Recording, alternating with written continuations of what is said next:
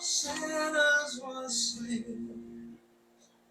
So I'll cherish the old rugged cross till my trophies at last I lay down. I will cling to the old rugged cross and exchange it someday for a crown. For that old rugged cross, so despised by the world, has a wondrous attraction for me. For the dear Lamb of God left His glory above to bear it to dark Calvary. So I'll cherish the old rugged cross till my trophies at last I lay down. I will cling to the old rugged cross and exchange it someday for a crown. The old rugged cross in the blood so divine, the wondrous beauty I see. For 'twas on that old cross Jesus suffered and died to pardon and sanctify me. So I'll cherish the old rugged cross till my trophies at last I lay down. I will cling to the old rugged cross and exchange it someday for a crown. To the old rugged cross I will never be true. Its shame and reproach gladly bear.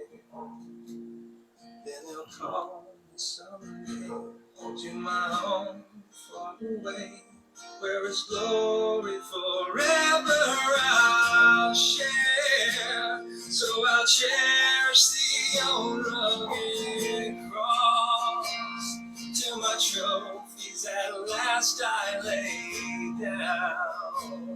I will cling to the old rugged cross and exchange it someday for a crown.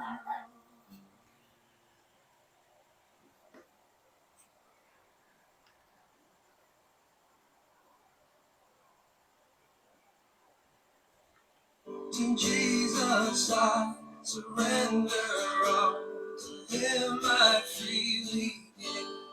I will ever love and trust Him, in His presence daily live. I surrender all, I surrender all to Thee, my blessed Savior. I surrender all to Jesus. I surrender me, Savior, only Thine. Let me feel the Holy Spirit true, and know that Thou art mine. I surrender I surrender all to Thee, my blessed Savior. I surrender all to Jesus. I surrender, Lord. Give myself to Thee. Fill me with Thy love and power. Let Thy blessing fall on me. I surrender I surrender all to Thee, my blessed Savior. I surrender all.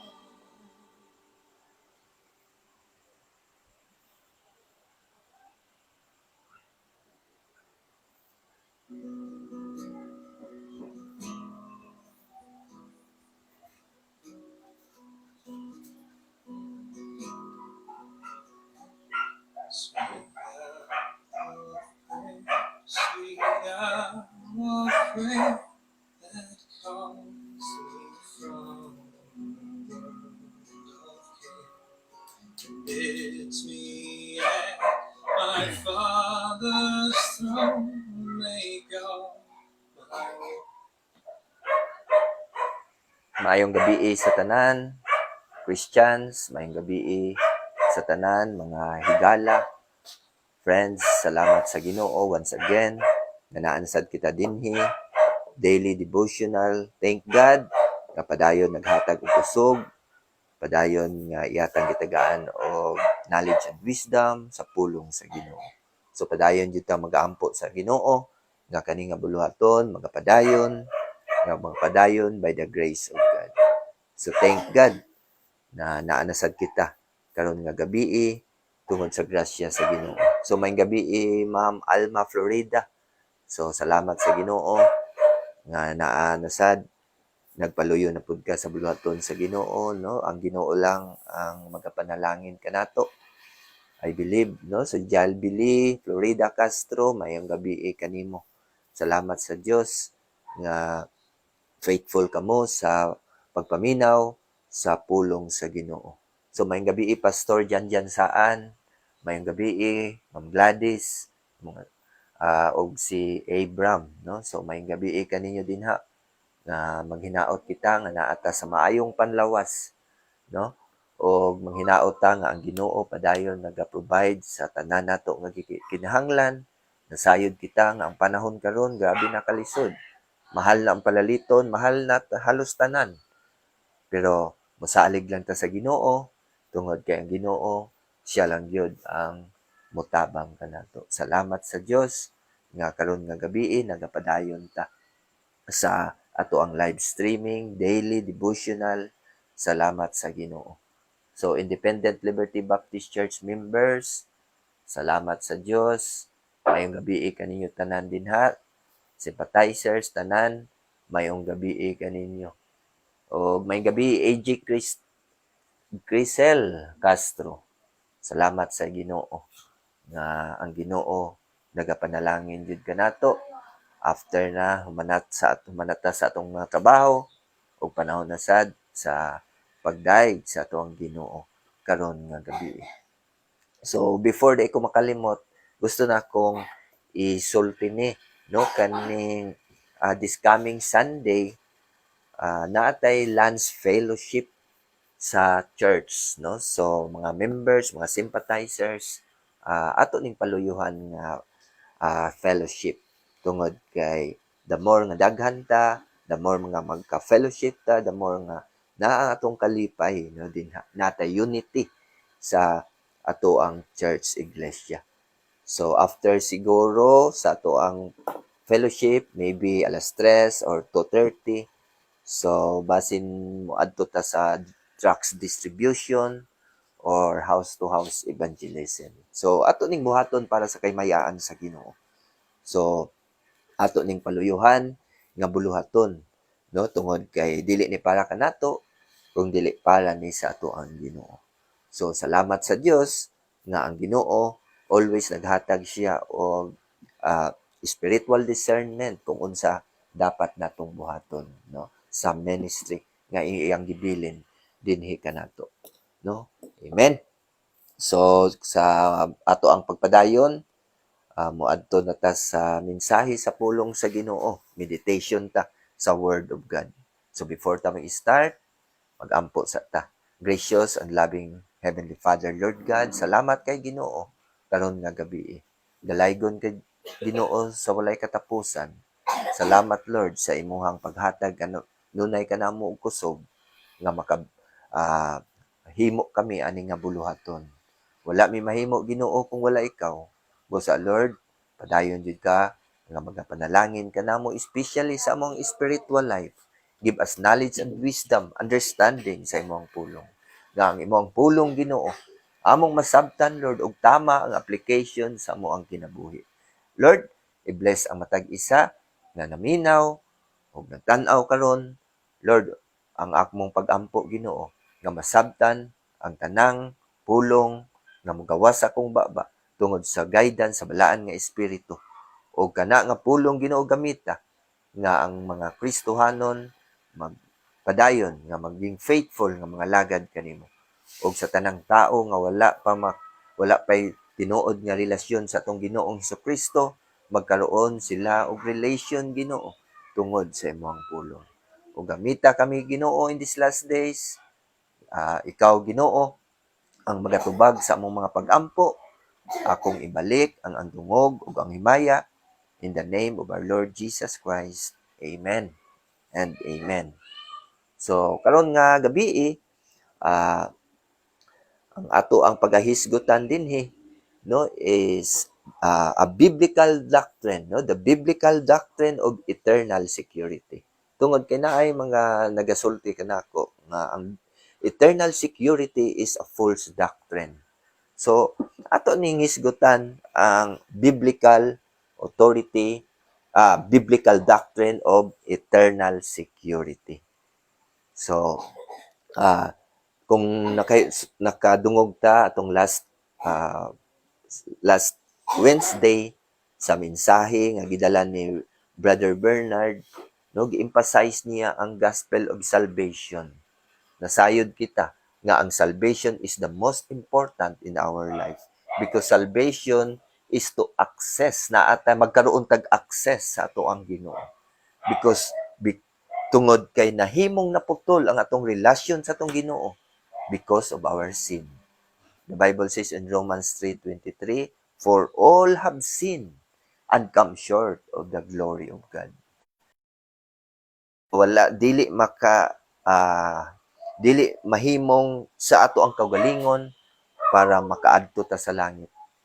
Walay rason or unsa man atong buhaton, magbinuotan man ta, magpabautismo man ta, unsa man atong buhaton sa atong kaugalingon, dili gyud na. So medyo naputol, so gusto na akong ibalik, no? So salvation is the most important in our life. Because salvation is the first step nga ikaw magkaroon og access sa atuang Ginoong Hesukristo. So putol-putol ang internet, no, basin tungod sa panahon or basin work ni Satan, no? So magampo lang ta sa Ginoo nga by the blood of Jesus Christ tanggalon niya ang mga disturbo tungod kay walay si bisan kinsa nga mobuntog kanato as long nga naa si Ginoong Hesukristo nag-uban kanato, no? So nahisgutan nato ang mensahero atong Wednesday nga gi-emphasize niya ang gospel of salvation, the important sa ato ang kinabuhi because salvation is the first step nga magkaroon ta og access sa ato ang Ginoong Hesukristo. Never gyud kang makasulod sa langit tungod sa imong pagbuhat og maayo. Never gyud kang makasulod sa langit tungod sa pagbautismo or tungod sa imong pagbinuotan. Dili gyud na mahitabo tungod kay the only way to heaven is si Jesus Christ. Jesus Christ said, "I am the way, the truth, and the life. No man cometh unto the Father but by me." Mao na gisulti ni Jesucristo. So all we have to do is to accept Jesus Christ. Kung imo na nang buhaton, dawaton si Jesucristo, siguradong ang naputol ngay relasyon ninyo sa Ginoo masumpay og balik. Kaya niingon siya sa John 1:12, "But as many as receive Him, to them give He power to become the sons of God, even to them that believe on His name." So by accepting Jesus Christ as personal Lord and Savior, mabalik ang atong relasyon sa atong Ginoo. It's all about our faith. Mao lang na-emphasize atong Wednesday nga pinaagi lang sa atong pagtuo kita makabaton og kaluwasan. So karon nga gabi gusto natong tan-awon ang mga benefits after nga makadawat ta sa atong Ginoong Hesukristo. Tungod kay ang tao dinhi sa kalibutan karon nag-after sila sa mga benefits. Nangita sila kung unsa asa sila makabenepisyo. Mao nang nag-anto sila sa ilang mga trabaho, nagkugi sila sa ilang mga negosyo or sa nagkuha silang mga benefits sa tanan, pag-ibig tanan. Ilahang gi after ang mga benepisyo dinhi sa kalibutan which is temporal. Nasayod kita nga biyaan lang nato ni ang kalibutan which is temporal. Pero wala day ta masayod nga after sa ato ang pagdawat sa atong Ginoong Hesukristo, grabe, maangkon nato ang mga benefits eternally. Maangkon nato na tungod kang Kristo. Mao na ang karon nga gabi, gusto na kong isa-isahon kung unsa ato ang mga madawat nga eternal. So since nga gidawat nimo si Jesus Christ as personal Lord and Savior, nagkaroon ka og eternal salvation. Salamat sa Ginoo nga ang kaluwasan dili hatag bawi sa atong Ginoo. Ang kaluwasan gitawag og eternal. Tungod kay once you are saved, you are always saved. That's eternal salvation. The Bible says in the book of Hebrews, chapter 5. Unsa may gisulti sa Bible, sa Hebrews chapter 5, verse number 9. And being made perfect. Amen. So if you receive Jesus Christ for your salvation, you will be being made perfect. Himuon ka sa Ginoo nga ikaw perfect. Kay ngano man, kay no single sin nga makasulod didto sa langit. Mao nang himuon kag perfect spiritually speaking, and the Bible says he become the author of eternal salvation. Kinsay tag-iya sa salvation? Si Jesus Christ. Naghatag siya og eternal salvation unto all them that obey Him. So, Jesus Christ invites you to salvation. Mo nang gisulti din na, ang tanang mo obey kaniya, ang tanang mo accept kaniya sa iyang invitation. Ning sunod ka sa atong Ginoo, siguradong magkaroon ka og eternal salvation. Mao nang basin na minaw kamo nga nagasulti ka nako nga ang eternal security is false doctrine. So dili nato ni gisulti nga sa ato ang kaugalingon kung dili ang Bible lang atong gipasulti. Igo lang natong gibasa ang pulong sa Ginoo. Mao nang ang kaluwasan is eternal. So mao na ang mga mahimong benefits nato kung ikaw modawat sa tuang Ginoong Hesukristo. And not only eternal salvation, but also eternal redemption. The Bible says in Hebrews chapter 9, what the Bible says of Hebrews chapter 9, verse 12. Niingon ang Bible diri, neither by the blood of goats and calves, but by His own blood. He entered in once into the holy place, having obtained eternal redemption for us. Amen. Praise the Lord. Nga because of Jesus Christ is the rescue from sin. Si Jesus Kristo, nag-rescue ka nato gikan sa atong kasalanan. Mao nang the death of Jesus Christ is the forgiveness of our sin. Recovery from eternal damnation to eternal life in heaven.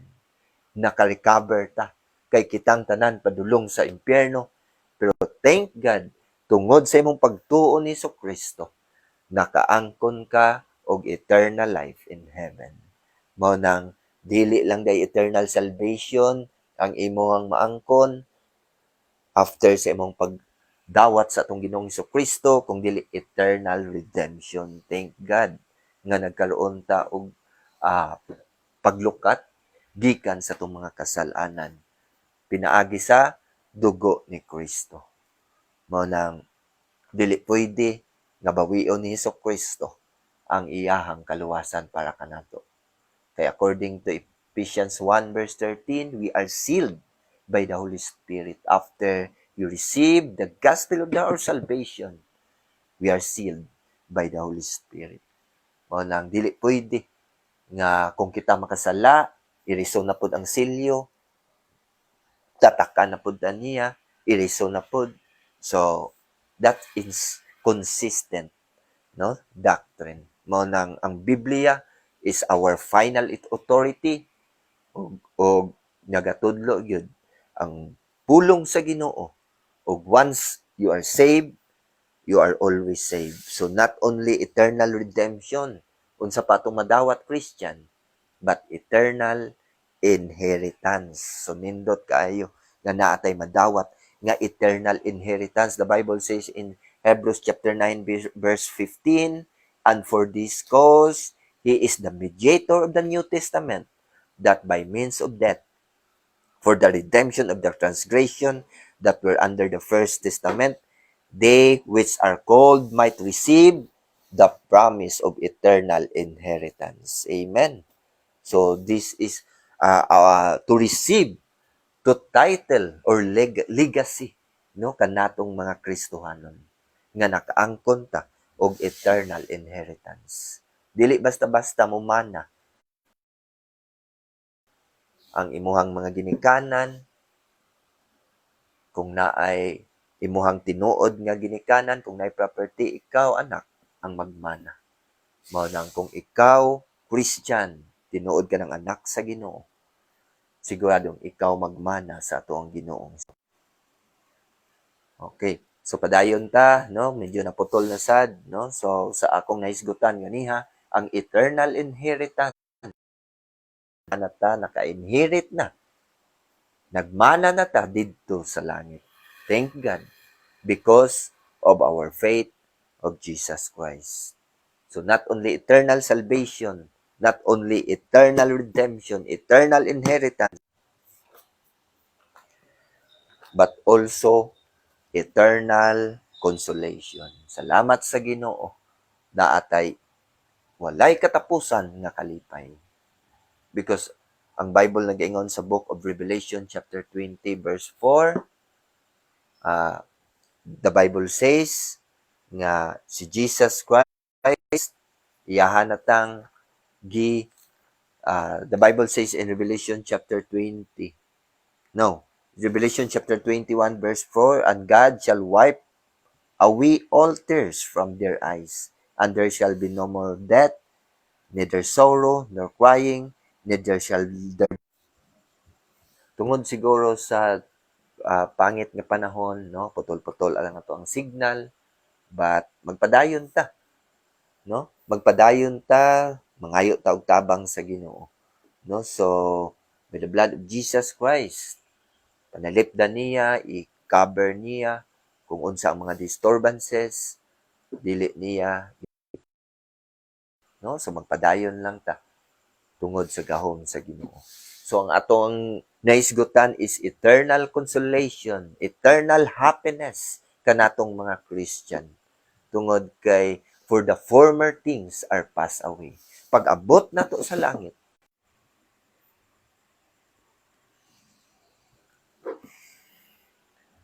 pag abot nato sa langit, no, magkaroon ta og eternal happiness. Ang tanan nga naa dinhi nga kaguol, kalisod, kasakit, ato na ning biyaan.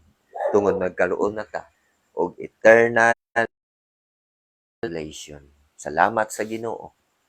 The Bible says in 2 Thessalonians chapter 2 verse 16, the Bible says, now our Lord Jesus Christ himself and God, even our Father, praise the Lord, God love us and hath given us everlasting consolation and good hope through grace. Thank God, na siya gihatag nga everlasting consolation, kalipay nga walay katapusan didto sa langit, no. So mao nang salamat sa Ginoo kung unsa ang mga benefits nga atong makuha after you got saved. That's why I challenge you sa mga tao nga wala pa'y tinuod nga relasyon sa atong Ginoo, karon na ang takna nga dawaton ninyo si Jesus Christ as personal Lord and Savior. Now is the accepted time and now is the day of I believe nga daghan ang nagatan-aw nga wala pa sila tinud-anay nga relasyon sa atong Ang ato lang buhaton lang ninyo karon is to accept Jesus Christ as personal Lord and Savior. To accept Jesus Christ for your salvation para makaangkon ka mo og inheritance, makaangkon ta. So magpadayon ta not only eternal consolation but also eternal hope. Salamat sa Ginoo na atay walay katapusan nga paglaom. The Bible says in the book of Titus, masahon na to ang Bible sa Titus chapter 1 verse 2, the Bible says, in hope, kung unsa atong paglaom, nga naangkon na nato ang walay katapusan nga kinabuhi, which God that cannot lie promise before the world began. So ang promise sa ato ang Ginoo, dili gyud niya pakyason. Because the Bible says, so dili mo pakyas ang Ginoo sa iyang mga promise. Because the Bible says in Psalm, the testimony of the Lord is sure. It means to say, ang promise sa Ginoo sigurado. Matuman ang tanan, mao nang ang promise sa Dios, gitagaan ta niya hope, eternal life. No, gitagaan ta niya mao na ang promise sa ato ang Dios. Kung unsa ang iyang mga promise kanato, no, what the Bible says according to Deuteronomy chapter 33. The Bible says in Deuteronomy chapter 33, basahon ako sa verse number 27, the Bible says, the eternal God is the... Basahon ako in Deuteronomy chapter 33, verse 27, the eternal God is thy refuge. Siya ang ato ang dangpanan, no? Siya ang ato ang puloy-anan. Mao na ang promise ato ang Ginoo. And underneath are the everlasting arm, no? So, you are secure in the hands of God. Salamat sa Ginoo. Kung naa na ta sa kamot sa atong Dios, sigurado na ta, secure na ta. Because the Bible says, and he shall thrust out the enemy and shall say, destroy them. No? So, giproteksyonan ta sa ato ang Ginoo against sa ato ang mga kaaway. Mao nang sigurado kita nga ang Ginoo nagahatag og eternal hope. Mao na ang promise sa ato ang Ginoong Jesucristo. Tagaan ta niyag eternal hope. And not only eternal, but also eternal glory. Thank God. After sa atong kamatayon or maabtan ta sa rapture of the church, siguradong face-to-face na nato makita ang eternal glory. The Bible says in 1 Peter chapter 5, verse, the Bible says, but the God of all grace, amen, by the grace of God. Thank God because of His grace. We are strong in faith because of the grace of God. We stand in the ministry, but the God of all grace, who hath called us unto His eternal glory. Eternal glory. Mao nang after sa kamatayon nato, face to face na nato makita si Jesucristo. The Bible says, by Christ Jesus, after that ye have suffered a while, make you perfect. Hinumduman ang Hebrews 5 verse 9, the Bible says, and being made perfect. That's why the Bible says, pag abot na to sa langit, make you perfect. Establish, strengthen, settle you. Salamat sa Ginoo. Na ang tanan kung naa na kita didto sa langit.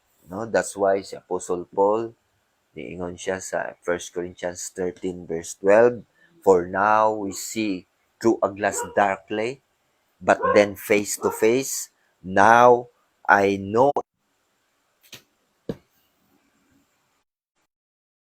ug ang last sa may gihatag sa Ginoo unsa may benefits nga atong maangkan after you got saved is eternal life in heaven. Salamat sa Dios nagkaroon ta og wala nay katapusan nga kinabuhi didto sa langit.